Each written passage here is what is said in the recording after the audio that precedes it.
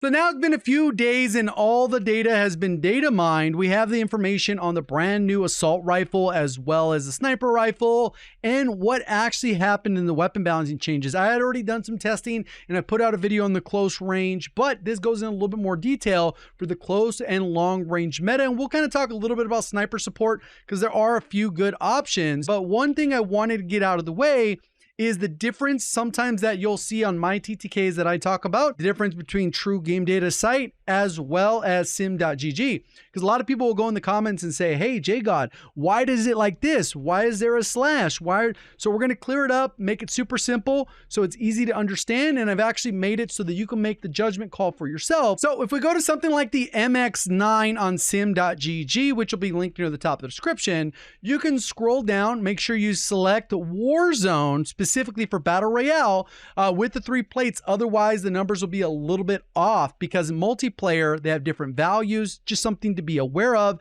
And this also applies in the firing range. You usually get the multiplayer values, not the actual Warzone value. So I wouldn't really judge it for TTK in the firing range. It's more whether or not how accurate the gun feels or how the strafe feels, those types of things, not necessarily the TTK because the shots to kill will be slightly off. So if we scroll all the way down, they have this other thing where they figure out the theoretical TTK that you're going to get most often based off of these arbitrary numbers that they've assigned for percentages that you're going to hit those specific areas. So if you aim specifically for the head, this number may be higher. So instead of 5%, it might be 15%, 20%. You're going to have to adjust that on your own. What happens is when you go down here, it gives you the probability of getting this high TTK is about 93%. We can move that over and it's going to change the TTKs and adjust. It has a 76% chance to get 1100 TTK at 26 meters and 1000 at close range, and then like almost no chance to get 972. And that might be like 7 headshots required. So basically non-existent in the realm of reality. We can do the same thing on True Game Data site. If we go to the MX9, we scroll down, one of the biggest problems I think with this one versus the one we just saw is it only spits out one number when you use the combination tool. Obviously I can go to chest, it'll give me TTKs, but if you do combination, which I think is a paid tool, I'm not 100% sure on that. But what you do is you go in here, it's only giving you the TTK of 648 and it drops off to 810. If I go ahead and check all the way over here, it's 648, which is the TTK that you're likely to get at that range. It doesn't factor that you go into this other section where if you get only one headshot, the TTK will drop to 567. And that's pretty important to know because if you only need one headshot, you might as well aim for the head to get a very fast TTK of 567. So what I've done on my spreadsheet to simplify it, obviously there's a bunch of numbers and they've updated each season. We've clarified that a little bit and now we actually have the top guns right now. And I've actually sorted them by the number of headshots you need. First TTK is mostly just chest shots without any headshots in the mix.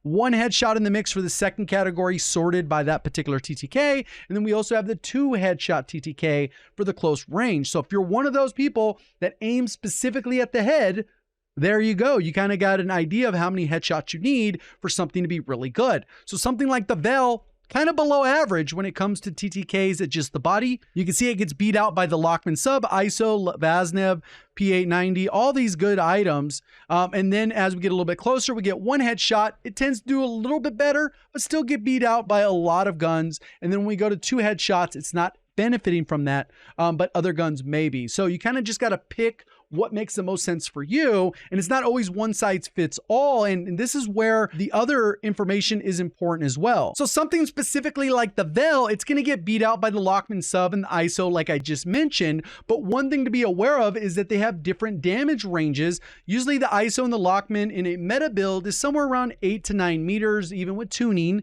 versus the Vel, you're getting that first damage range a little bit further, all the way up to about 15-ish meters, depending on how you tune it. So that extra 5 meters where you might challenge someone is good to be aware of because you're going to have a faster TTK than where the ISO and the Lockman sub sit. So if we go down here, this is actually a pretty useful tool where we can actually do this, and you can see that the ISO is in orange, the Lockman is in green, and then we have the purple, which is the Vel. So if I slide this number over, we can go ahead and see as soon as we get to about 9 meters, then the Vel comes out on top. So the Vel has that 693 TTK. Obviously, get a headshot in the mix, it will lower that.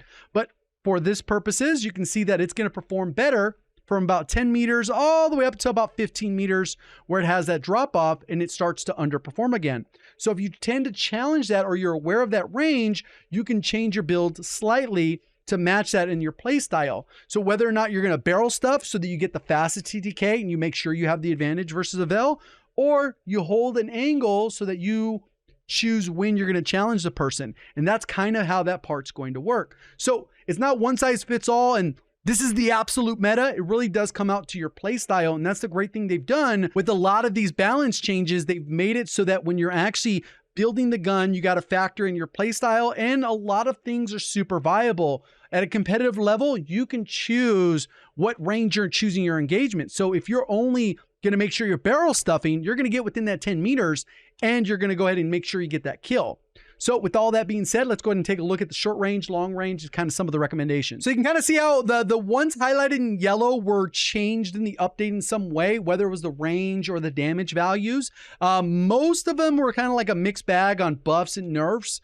Overall, you're going to kind of have an option to use almost anything you want. Lockman sub is still probably the main go-to, even though it did get a nerf. That really only impacted the gun by like half a meter. So mostly negligible, but enough to maybe feel different in like 1 out of your 5 gunfights, right? ISO is still pretty good. The problem with that one is the iron sights. Vaznev, pretty solid option that we've had pretty much since the beginning that they're kind of leaving alone. Kimbo P890s, probably not going to really rock Akimbos all that often. They are very inconsistent because you can't get that hip fire spread that you're looking for.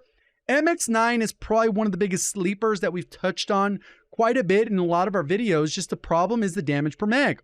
So it's one of those ones that's going to really excel in solos.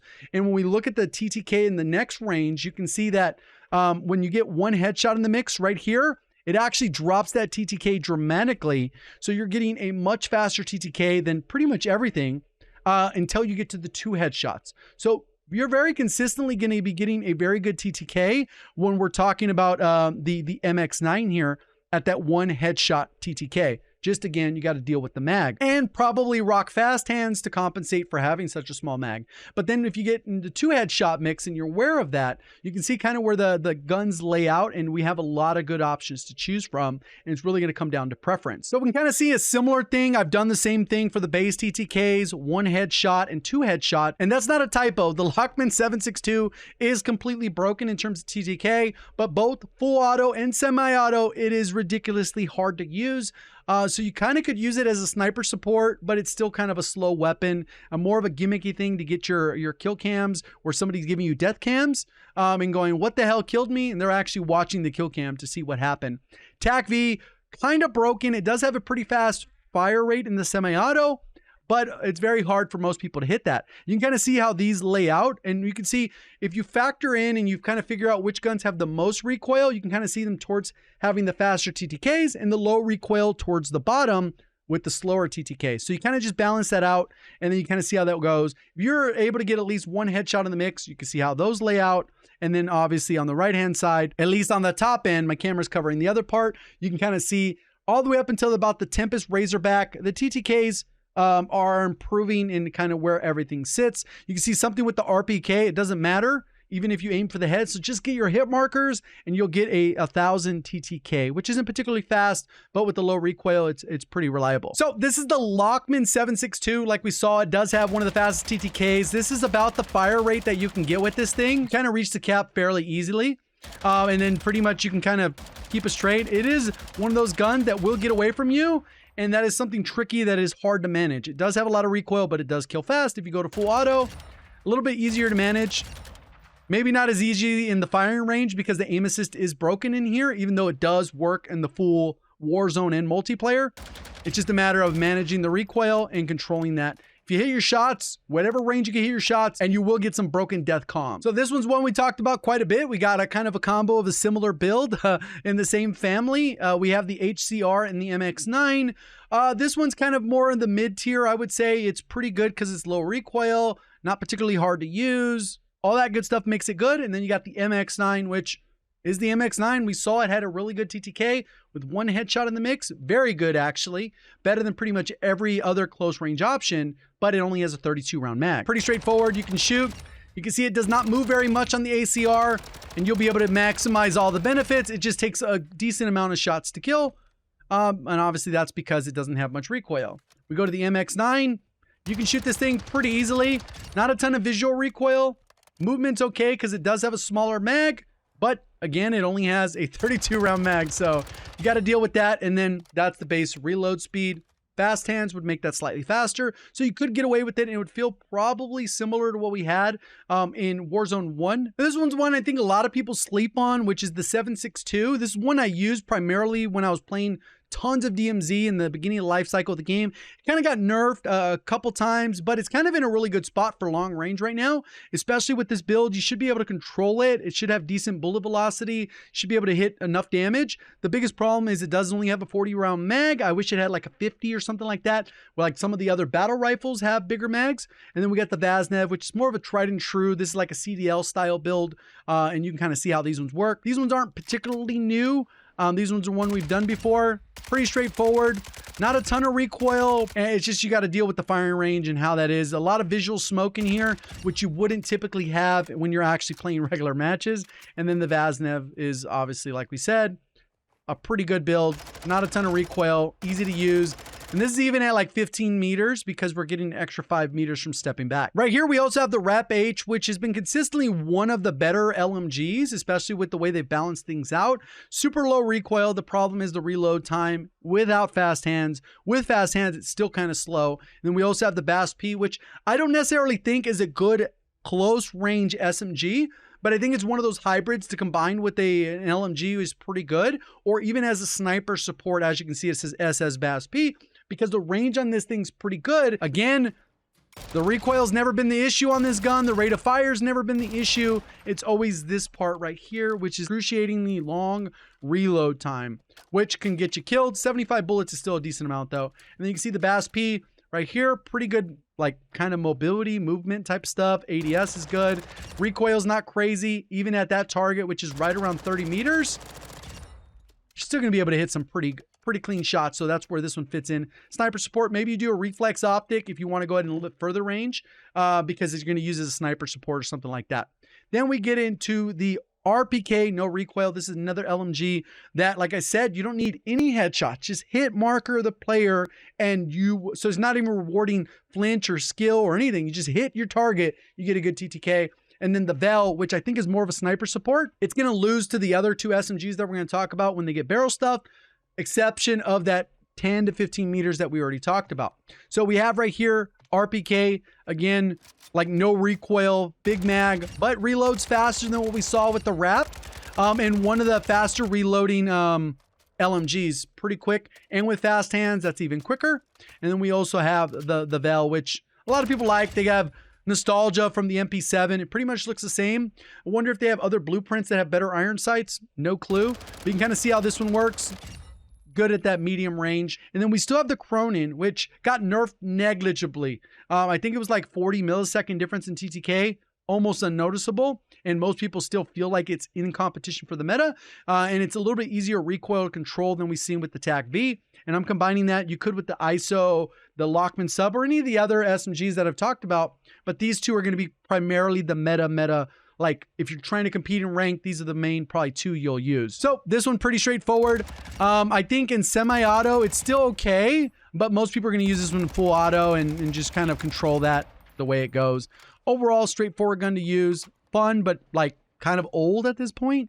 Maybe not as old as the RPK, but like we've had it for the meta for quite a while. And then the ISO, I wish I liked this gun more, but the real problem for me is that iron sight. So if you don't mind these, more power, enjoy it while you can. And then we also have the TAC V along with the Lockman 50 round mag. You could do 40 round mag. I know people like that to speed up the gun, but then these would be the two. Like I said, it has a little bit more recoil, so some people might stay away from that.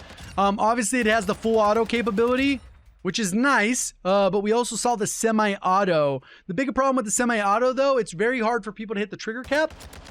Maybe keyboard and mouse could have the advantage, but to hit that trigger cap while staying accurate is much harder thing to do, even though its TTK is pretty crazy. It will delete, it will kill, And that's kind of how that works. And this is the Lockman sub I had for a while. Decent strafe, decent ADS speed, nice iron sights, which I prefer. The range is comparable to the ISO, but it is a little bit slower in terms of movement and reload. Let me know your thoughts. Appreciate your support. Thank you for watching as always. Have a great day.